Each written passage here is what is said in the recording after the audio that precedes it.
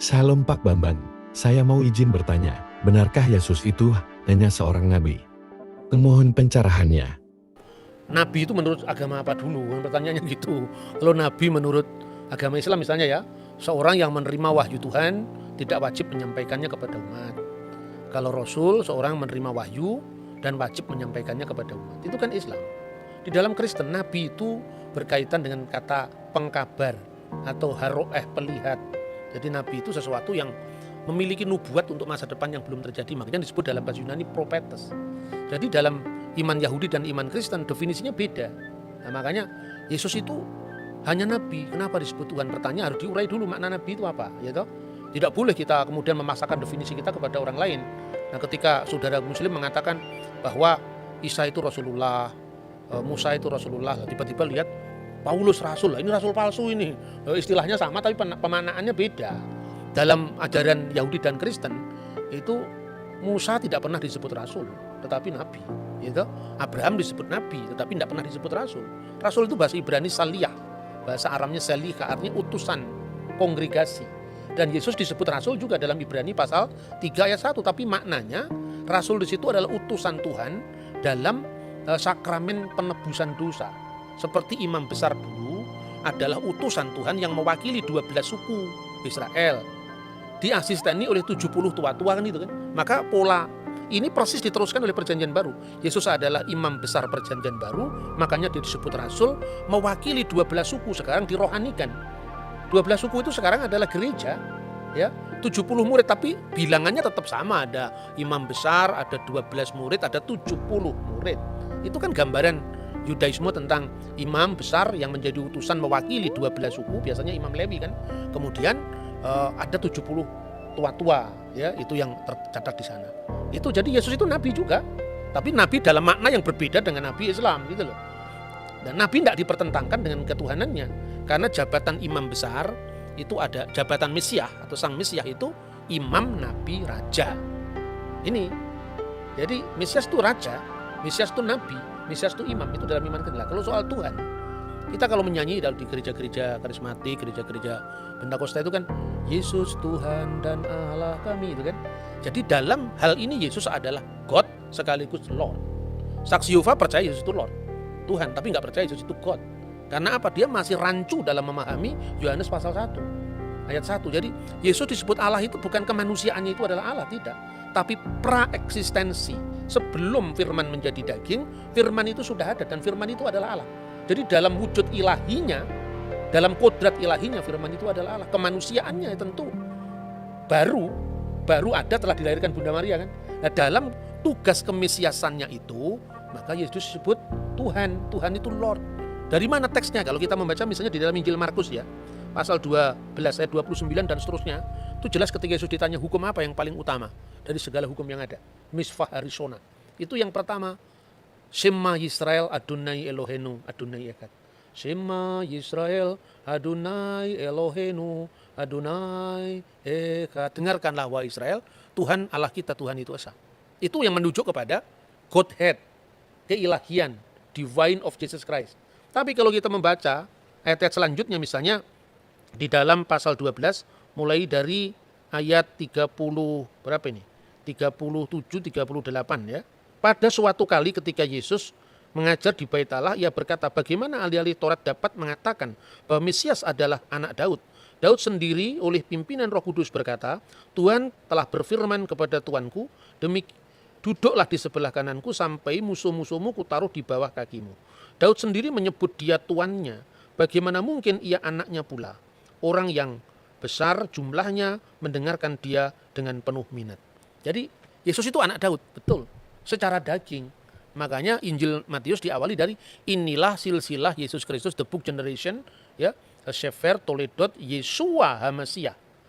Buku generasi, buku silsilah Yesus Kristus ben David, anaknya Daud ben Abraham. Jadi secara daging dia anaknya Daud karena dia keturunan Daud. Itulah yang merujuk pada kemanusiaan Yesus Kristus. Makanya orang banyak itu kan kaget. Loh, katanya di Mazmur kan dikatakan dia adalah Tuan, Adoni, Tuanku. Bagaimana dia disebut tuannya Daud sekaligus anaknya Daud? Coba kita baca Mazmur ya, Tehillim 110, kita baca di sana. Ayat 1 dulu, ayat 1 dulu.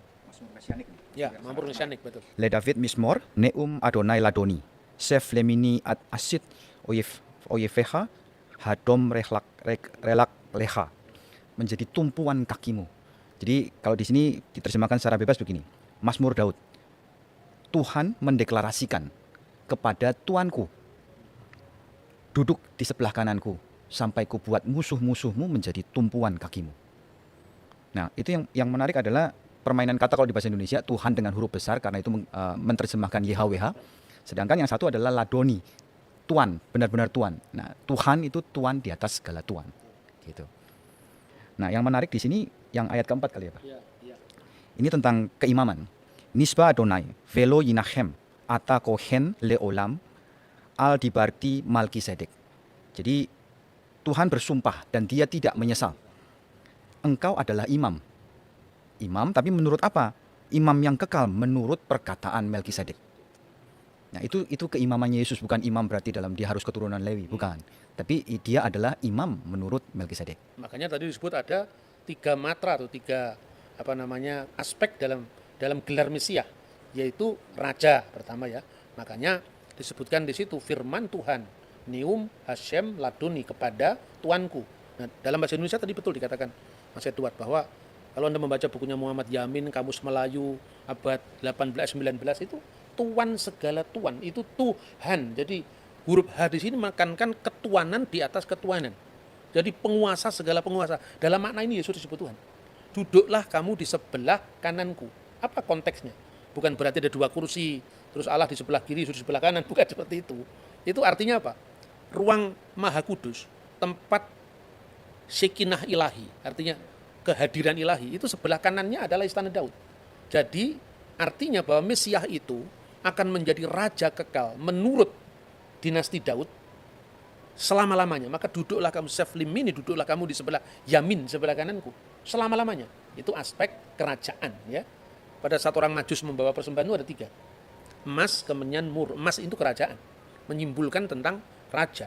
Kemenyan itu tadi yang ayat 4. Engkau adalah imam besar menurut aturan Melkisedek. Artinya Melkisedek itu kan tidak berbapak, tidak beribu, tidak bersisilah. Bukan berarti dia tidak punya bapak sungguhan. Ini ungkapan dalam bahasa kitab suci dan sesuai dengan apa yang lazim saat itu. Kalau di sidang pengadilan, ibunya diketahui, tapi bapaknya sudah mati, tidak diketahui. Ibunya bernama Miriam, bapaknya tidak diketahui, tidak berbapak. Ya, apater, bukan artinya dia lahir dari batu, bukan seperti itu. Itu konteksnya ungkapan-ungkapan seperti ini kalau orang awam kan sulit ya. Makanya kalau tidak paham membaca Alkitab dalam bahasa bahasa terjemahan letterlock, seperti yang misalnya terjemahan baru, silakan membaca Alkitab bahasa Indonesia masa kini, yaitu namanya terjemahan dynamic equivalent translation. Jadi diterjemahkan sesuai dengan maknanya, bukan bentuk bahasanya. Itu menarik. Jadi yang pertama raja, yang kedua imam, lambangnya adalah kemenyan, dan mur itu lambang penderitaan. Sekaligus juga bahan wangi-wangian kan mur itu. Jadi maka ketika Yesus itu diminyaki dengan minyak wangi dan mur, itu melambangkan via dulurusannya. Maka imam, nabi, raja. Nabi ini merujuk pada figur hamba Tuhan yang menderita yang dinubuatkan di dalam Yesaya pasal 53, Mazmur pasal 20 ayat 17. Jadi artinya kita tidak boleh menilai agama orang itu dari sudut pandang kita, tidak akan pernah bisa ketemu. Ini kan musimnya debat sekarang ya. Kalau musim durian itu lebih enak.